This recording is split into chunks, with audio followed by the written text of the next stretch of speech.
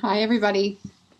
Megan Thompson here, and I am here to talk to you about the biggest question that I hear parents asking themselves often that is actually holding you back in terms of making this significant change in your household. And when I think about what significant change we're talking about, I want to talk about eliminating daily meltdowns for you and your child. Because we know sometimes as parents where your child's having meltdowns, it means that you're also yelling, or having a stressful, overwhelmed, sleepless night. And I also want to talk about what that means for your family and how that impacts the whole family. So we're talking about not just eliminating those meltdowns or outbursts, but we're talking about taking you to the next level, which means actually having a loving relationship with your child. And while you as a parent absolutely love your child, I don't doubt that, I really want to talk about the difference between loving your child and having a loving, true, and confidential relationship with your child. Hi, Jody. Glad to see you. Everybody who's here live, say hi. Let me know you're here. Hashtag replay if you're catching it on the replay. Let me know your questions and things of that nature as well as we go on. So I really want to dive into this topic, but first I really want to talk about what it is that we're dealing with here. Parents who are dealing with everyday meltdowns, or even several times a week, you're walking on eggshells. You are frustrated and stuck, holding your breath on a daily basis, wondering whether or not you will have peace tonight. And what that does for you is it sends the message that over time you can't have what you want. And whether or not you accept this for yourself, or it's the first time that you're hearing that from, in terms of, for me, what you're doing when you're complacent or when you're stuck in this pattern is you start to feel as if this possibility is not happening for you, and it's not going to happen for you and your family. And so what does that do to your child? When we think about what your child is struggling with, when your child's having daily meltdowns or daily outbursts or constant irritability, just frequently yelling at you, or reactive emotionally to your any request. Did you put your dishes in the sink? Did you happen to remember your sweatshirt? I know, I got it. Regardless of your child's age, if they're reacting in that way to a simple question on a regular basis, and by regular I mean multiple times a day or daily, then your child is experiencing extreme emotions at a level that makes them feel out of control. Nobody likes to feel miserable, and nobody wants to feel miserable. And what that does to your body is it actually constricts your heart. It constricts your lungs, it shortens your breath, and it increases the tension in your muscles. So over time, as we know that this is true, what you're doing for your family and what your family is enduring is it's sending the message to the brain and to the body that I'm in survival mode. And when that happens, your body starts to pick up on stressors and respond to it itself without connecting to the brain. And so what I mean by that is your body no longer tells the brain that something's wrong. It just sits in the body. Any stressor sits in the body. It comes out as a stomach ache or as a headache, or other muscle tension, crickety back, things of that nature. And when that's going on, you as a parent, you're not noticing that this is a symptom of the significant stress that your family is enduring with having to deal with this major problem of dealing with everyday irritability, meltdowns, or outbursts with your family. And so for those of you who are in health or helping background, you probably noticed that you're dealing with some of these symptoms, but you might not have realized this is, this type of stress that you're dealing with is actually exacerbating or potentially causing the body dysfunction that you're experiencing right now. So I really want to call attention to that.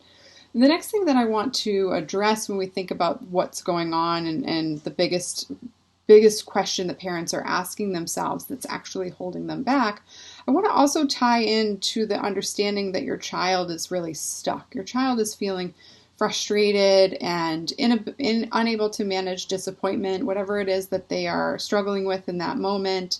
And when that happens, your child starts to feel incapable of managing their emotions, incapable of feeling like they can solve their own problems safely and healthily. And so when that happens, it just compounds upon itself, that frustration, that loop of consistently looking at what's not working, the negativity in someone's life for your child. For them, they'll see only what's not working, and they'll focus on that and get really stuck and disappointed and stuck in frustration on a daily basis or multiple times daily basis. And when that's happening, your child starts to feel as if there's no hope. And so when you get to that point, when you're starting to notice that, whether your child is expressing that to you by continuing to have daily meltdowns or actually speaking about it by saying, I hate you, you hate me, or I might as well be dead, or there's no point, or it doesn't matter, or taking their anger out on siblings or you through hitting and other ineffective behavior at the extreme level in terms of the parents that I work with at times, we see this, and when that happens, it can throw you for a loop, especially if you've been focused on parenting in an effective way. So maybe you're not using timeouts, you've been using time-ins, or maybe you've never threatened to take your kids' video games away, and that's not something that you agree to as a parent. And so if that strategy has never crossed your mind as something that's ever going to be effective, but you find yourself still floundering and struggling, knowing that your child and your family is hurting, then this video is definitely for you, because we're really going to be getting into why you are still stuck, regardless of what strategies and support you've already put in place for your child and for your family. And, especially for those of you who already know, whether you're educators or helping professionals or in the medical field, what have you, other parents out there who are already knowledgeable in child development or the understanding of emotional intelligence and why it's so important for children. If this is you and you're still stuck, then I really encourage you to continue to listen, because we really want to get into why you are struggling. And so the biggest question that I see parents struggle with again and again is the question that they ask themselves: who am I blaming?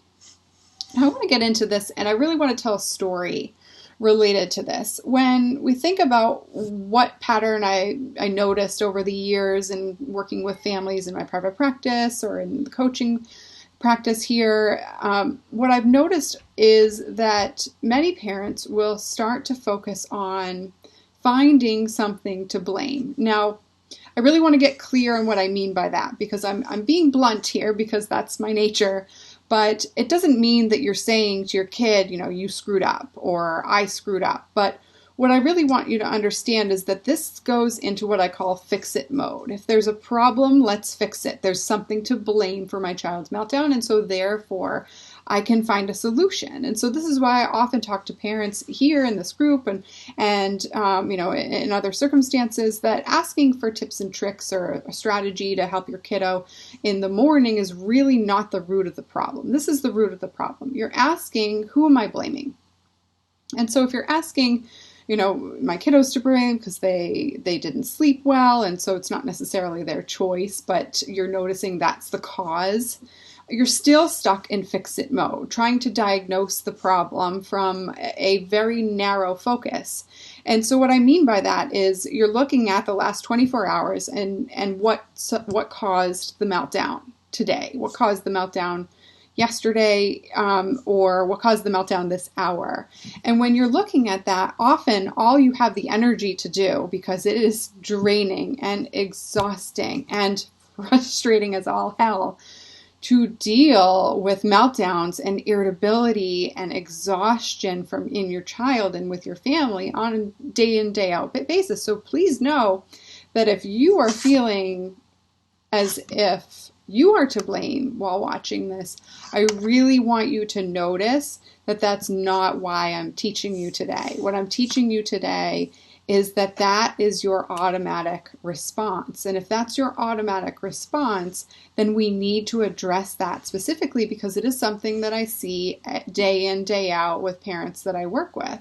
Now, when we think about the parents who go through my program, I affectionately call it boot camp because it is intensive for the beginning part. With that said, you're already dealing with a hell of a lot. And so our goal is to be intentional and get the job done effectively without a whole lot of information or reading and materials. With that said, the assignments are pointed so that you're able to make this change significantly. So when I think about that in terms of the parents that I've worked with in the past and the parents that I work with right now, the big thing that we notice is holding them back is a pattern that I actually learned of initially from my mom. When I was thinking about over the years where my sister was struggling the most, how my brother and I were not struggling in the same way in terms of managing any regular anxiety or frustration or any stressors. Once I started to have my training after grad school, being a therapist and learning about how to truly accept someone who's very sensitive, I started to open up the can of worms of like, okay, well, maybe this is what's going on with my sister. If my parents didn't seem to understand how sensitive she was, then it makes sense that if the way that they parented her didn't work for her, but it worked for my brother and I. And so what I mean by that is, my brother and I, our behaviors weren't as intense in terms of our emotional expression and experience, but that does not mean that we were perfect children. And myself especially, I was definitely a yeller growing up. I was an angry teenager. And so when we think about the strategies that my parents used, it was very traditional parenting, grounding and things of that nature by the time I was an angry teenager. And so with that said, given the positions that I've had in my job and the fact that I became a therapist and was successful at it and supervised therapists and now run my own businesses, we know that there's a part of my personality that was fed and honored in the drive that I have for myself. But what you don't see behind the scenes is how this question, this automatic thought of who is to blame when anything comes up, is actually captured in my day-to-day experience and had been for many, many years beyond, moving out of my parents' home. And so when we notice that, and the way that my I would say my mom especially, but my dad's a fix-it in a different way. He's definitely a fixer in an analytical way. He's an accountant. So if there's a problem, we solve it. And so with that said, the way that my parents were raised, the way that they were managing and parenting us, was eons, light years ahead of, way, way better than the way that they were raised. They got the belt, they got, spanked, things of that nature. And so, of course, if they didn't use that on us, they were amazing parents, and I love them dearly. And it's also true that part of the who is to blame mentality is a thread that I see a lot of the parents that I work with continue to focus on. And so I'm getting back into my my conversations over the years with my mom as to how she reached out to help, because as I want to help so many other parents, and I do already, I also want to truly understand the struggles that you're experiencing. And so over the years, as I discovered the highly sensitive personality trait, what actually works to make that trait a whole part of a child's being rather than the laser focused problem of a highly sensitive child's personality, I asked my mom, and I said, who did you tell that you were struggling with parenting my sister? And she said, well, nobody. I think she maybe told her sister, But guys, my mom's a nurse, so she just figured like she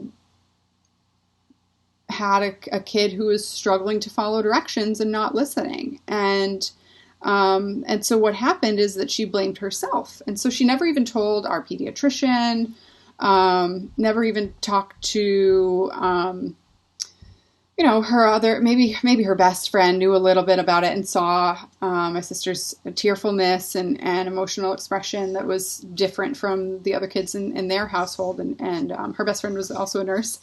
But at that point, they just chalked it up to typical kiddo who was just, a little too much. And emotions in the household weren't something negative, especially negative emotions, weren't necessarily something that we needed to express. And so when we think about getting that message growing up, what I learned over the years is that I was not that it was important for me to handle my own emotions by myself, and because of that, I judged myself for having any negative emotions. And so for me, that just meant I would stuff them and just not deal with them. And so occasionally that obviously didn't work, and so I would get angry. And with that said, it didn't impact my ability to hold down a job. It didn't impact my ability to do really well in any employment. It didn't impact my ability to get very high marks in college and in grad school. And so it didn't inhibit me. Now, with that said, parents of highly sensitive children, and I know this is you guys who are watching today, this is something that you know is impacting your highly sensitive child on a daily basis. And so when you start to ask yourself, who am I to blame? And because you know that your child is still a child, your automatic thought is not to blame your kid, because your child is learning, your child is a child, right? And so when the automatic thought of, okay, what's to blame? Where's the solution to fix that problem? Can't go to your kid because you're making an active choice to not let that thought process be honored in the way that you parent your child, then who does it have to go to? It has to go to you. And so when that happens, you start to maybe not overtly, but regularly blame yourself for your child's emotions, blame yourself for your child's experiences, and blame yourself for not having figured this out. So what happens when that happens, guys? What we're doing is, sorry, my dog decided to chill with me. You see my hand in the picture, in the video. What's she doing? And so when that happens, what we're observing here is that you as a parent start to perpetuate self-criticism. And so the thing about this that really surprised me is, especially learning about this from my mom many years ago, what surprised me the most is that she knew that there was something up and that she couldn't figure it out. And she was an expert in her field, pediatric nursing. And so she, with that said, still couldn't move out of that to reach for help because she was blaming herself. And so what happened is that lesson gets perpetuated, and it gets perpetuated in your household. So when we think about highly sensitive children who have a higher propensity to developing shame, a shame-based experience, and shaming themselves and really struggling with processing shame, we see this in the research with highly sensitive adults specifically. And I see this in my practice with children, and we know that shame is a huge proponent in depression. So if your child's saying, I hate you, if your child is saying, you're the worst, or you hate me, or worse, thinking that they were better off dead, or angry without getting any deeper than that, there's obviously an underlying sense of shame, and as well as a wealth of other emotions that your child's not able to manage. And so when that's happening, you have to look at how you as a parent are managing and perpetuating that sense of blame. And so oftentimes I will hear from parents that they just don't know how to help, and that makes you feel helpless. And it makes sense that you feel helpless because you've tried a million things and it hasn't moved you out of this intensity in your household. And what I want to talk about today is not just whether or not you're asking yourself this question, and it might not be every single time your child has a meltdown, but it's likely automatic for you. When you're asking yourself that question over a period of time, especially for those of you who it's been months, 6 months, or years where you've been dealing with daily meltdowns, and your child is older than the age of 4, and even 4-year-olds and 3-year-olds don't have daily meltdowns if they're highly sensitive and their parents know how to help their child express their emotions clearly. So even 2-year-olds don't have daily tantrums and meltdowns who are highly sensitive. So I really want to get clear that if your child is struggling with this, then there is something that you can do to change that. And so when we think about how this question of who is to blame or what is to blame, what this does for a family, I also want to talk about why it's something that you need to address now, because we as parents can, and for those of us who are, high functioning adults who can hold down jobs, and we go to work, we go in, day out, we love our children, we parent to the best of our ability. When we're not managing whether or not we blame ourselves for our own circumstances in a way that keeps us stuck in our same patterns, then our child learns the same thing. Now, again, as I mentioned before, I love my parents dearly, and the one thing that my mom has always said whenever I talk about the successes I have with my clients, I celebrate that often. We speak on an almost daily basis. She always says, I wish there was somebody like you when I was raising your sister, because she had no idea and what to do differently and what wasn't working. And so one of the things that I know works and is important for you as a parent is to really dive even deeper beyond the strategy of what helps your child eliminate daily meltdowns, but what in you is your automatic response. And so that's why I really focus on that in working with parents, because when you're not addressing that in a systematic and effective way, then you're going to perpetuate the same problem when your kid hits a different developmental milestone.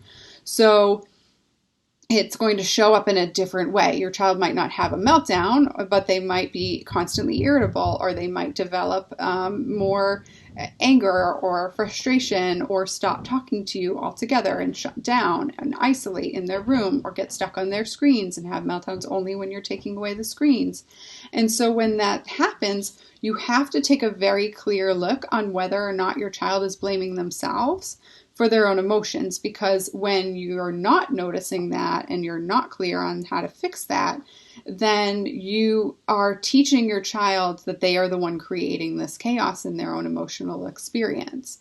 And when you do that, they feel shame. And when shame happens for children, it perpetuates into adulthood. And I really want to talk about that today too, because one of the things that we know is that over time, and I've said this before, my sister, she developed depression, which then led to anorexia after she was, just by nature of life needing to be independent. She had graduated college, and she was then all of a sudden, expected to hold down a job and manage any stress related to that. And it's not typical for college graduates to call their parents every day, but while they're not there, they're able to, manage their everyday stress. And so because that was very difficult for her, she got stuck in a pattern of blaming herself for anything that was going on. And that led to depression. And then that led to restricting her eating because it was something that she could control. And we know this in terms of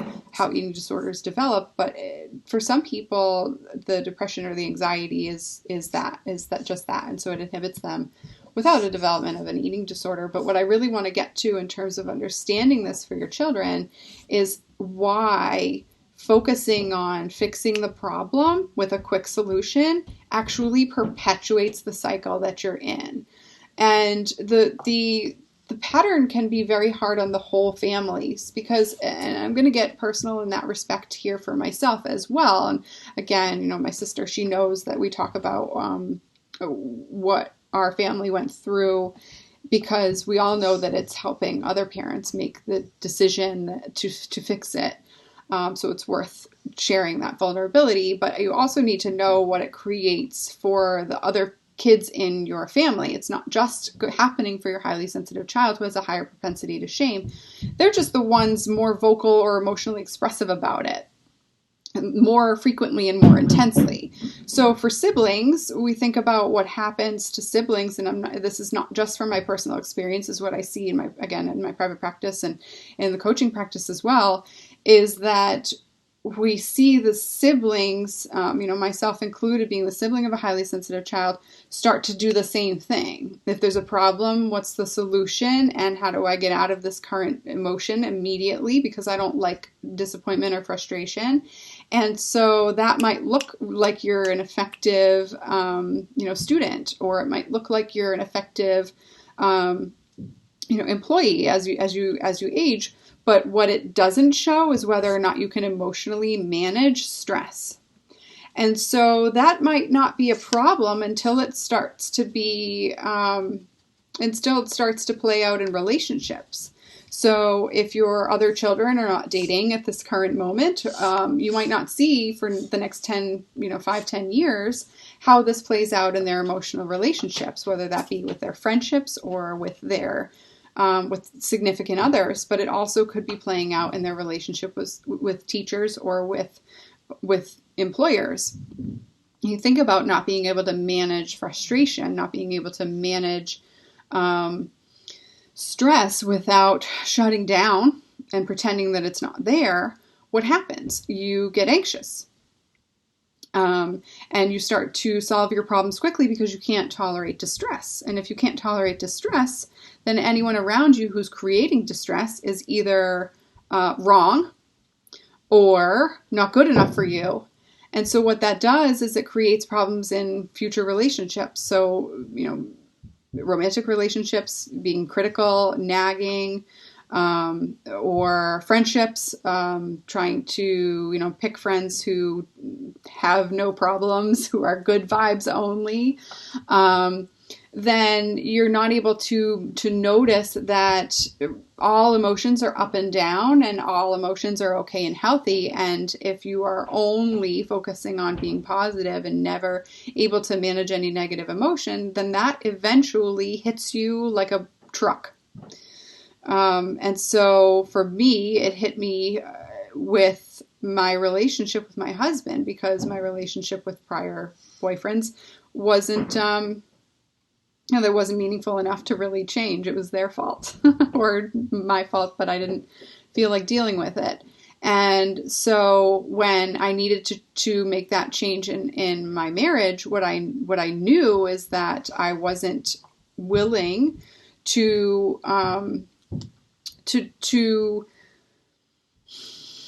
live a life where somebody else was the cause of my problems. And so I stopped nagging and stopped focusing on that and really dove deeper into why I was critical. And the reason was because I was very critical of myself. And where did I get that from? And so that nearly took my marriage out. Thankfully, I was able to get the support that I needed and shift out of that. And with that said, no one should have to deal with that in life. We should be able to figure this out earlier. And I use the word should, not from a place of like, you shouldn't deal with it, but from a place of, if this is not what you want for your kids and your non-HSC children, then it's time to act. It's time to do something immediately, because you might not see that the dynamic is impacting the entire family, and it might not play out in that dynamic impacting the entire family for many, many years to come. But the second that your other children hit a giant snag is when push comes to shove, and their ability to manage stress is going to save them, or they will crash and burn. And so with that understanding, the greatest question that you need to be asking yourself instead of who is to blame is how much more am I willing to take? Because if you are blaming yourself, then it's easy to brush it under the rug. It's easy to be like, well, I can take a lot because either you were raised in a tough suck it up family or you were raised in a family where you were experiencing childhood trauma and so now you've got it made. I really want you to look at your threshold. I want you to look at your threshold of self-blame. I want you to look at your threshold of discomfort in your household, because some of the parents that I speak to on the phone really literally have no idea that you don't have to experience daily meltdowns, that you don't have to experience weekly meltdowns in parenting a highly sensitive kid. And it's mind-blowing, but it's also really freaking sad. Like mind-blowing for the parents when we talk about this, but sad when you think about it. Like sad that possibility never crossed your mind, that it never felt possible to you, or that you were never taught that that's not typical and doesn't have to be your normal. And when that's going on, I really want you to be clear that you can be free of this intensity, this emotional intensity, in less than 8 weeks. And I'm not joking around, guys. Like, there's families that I work with in terms of speaking about this in my program. It does not take that long to stop having daily meltdowns. It's fast because we work on these direct issues. We don't just give you soft jeans to put on your kid. It's deeper than that. It's bigger than that. It's way more intense and important than that. And when we think about why it is that you're stuck in this cycle, you have to look at the root. You have to get very clear and thorough on what's going on in you that's perpetuating complacency in being okay with your whole family living in chaos. And I again, my no bullshit attitude is coming out, calling it chaos, because it is chaotic. It is chaotic. And you don't have to live like that. Nobody has to live like that. It was chaotic growing up, and I don't even know. I can't even remember, honestly, if I think about like my automatic thoughts of how my childhood was. I have to dig pretty deep to think of like things that went well, and it's really hard for me. And I wouldn't say that it's impossible. It's definitely not impossible. I feel loved truly by both my parents, and that's not a question. But I don't remember the good things, and I think this is something that I hear from parents a lot is, a fear of yours is that the struggle that you're enduring right now and that you haven't been able to work out of yet is going to overshadow the positivity. And when you think about having a problem of experiencing daily meltdowns and constant irritability and focus on getting out of that without real, true, efficient results, then you're training your whole family to focus on what's not working and to be fixers. And so, yeah, it's made me amazing at my job. It's great that I'm here. And there's no other job that I would ever do. And it takes a lot of work for me to not be a fixer for myself. And that is something that I've had to work on intensely and significantly for many, many years, because a high level of being a fixer and helping other people solve their problems clearly and deeply, I'm constantly looking for my own flaws. And it's been a major battle in a way of, being open and honest about how and why I don't live that life anymore. But with that said, it took a long freaking time to get out of that. And, we think about, again, how my parents were raised and, my mom, I hear memories told by my uncle, her brother-in-law of my Nana, who was really, really strict and like really, really, just like had very, high standards and very particular. And, my mom's perception of what's normal and what's okay is like, totally not that type A. But what I really want to get to is understanding is that when we look at our family and how we were raised, we don't move far from our initial childhood standards unless we take massive action to change that. And otherwise, we perpetuate the same problems for our children. And for me, that was definitely not something that I was willing to consider for my daughter. And, my husband the same. And so we shifted that significantly, but not without help and not without clear picture of and the struggle, a lot of struggle to really get to where we needed to be. But what I want to get to at this point for you, because we've been speaking for quite some time, is starting to understand what you need to do and what's important. Now, we looked at who you're blaming and getting clear on whether or not you're ready to stop blaming yourself and stop thinking that anyone is at fault and start recognizing that regardless of the fact that there's nobody at fault here, there does still need to be a sense of accountability for you and your spouse if you're in a two-parent household, because you're the ones who are raising your children. And so if that's the case, then you absolutely need to make this change, and you absolutely need to start taking that responsibility in your hands rather than in the hands of the strategy or the particular solution to the one problem that you're dealing with this week or this month.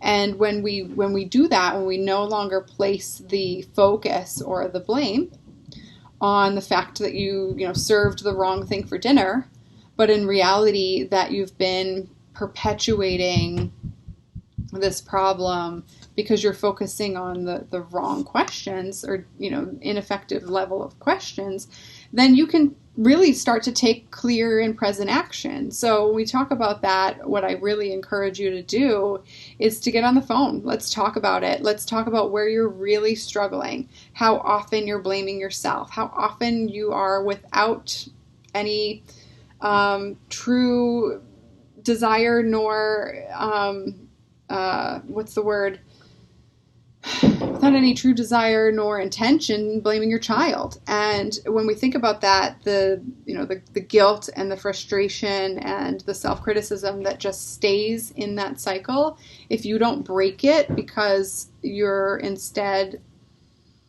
feeling like you're doing something because you're looking into how to solve this problem, then you really need to get clear on what it's going to take to shift this dynamic for your household. And that's what we do on the phone. So I encourage you guys to get on the phone. Let's talk about where you need to go with parenting your child. But first, we're going to talk about what's really holding you back. And we're going to do that in a couple of different ways. We're going to get into why you're struggling parenting your child, but then also where you are experiencing the intense strife and struggle, because if you're not managing it in an effective way, then there's no way that you'll be able to move this out of your way for your children. And so I really wanted to get very clear with that for you today. So to sum up, what we talked about today is the biggest problem that I see for parents is that they're looking for something to blame, whether that be you, yourself, your child's emotions, whatever you serve for dinner. When you're stuck in that cycle, then you're no longer in a position to take the big picture, look broadly, and solve the problems clearly and consistently. And so my husband's home from his business trip. I am signing off officially. If this is a problem that you guys have, then I really implore you to make the time to get on the phone and really take a very clear look at how to solve this problem efficiently, effectively, and immediately, because as I said before, nobody was put on this earth to suffer, not you, not your other children, not your spouse, and especially not your highly sensitive child, especially because they experience emotions so deeply. That level of suffering is going on so much more deeper than you can even imagine. So get on the phone, megathompsoncoaching.com/talk, and we can really truly solve this problem for your family. Thanks, and have a good day.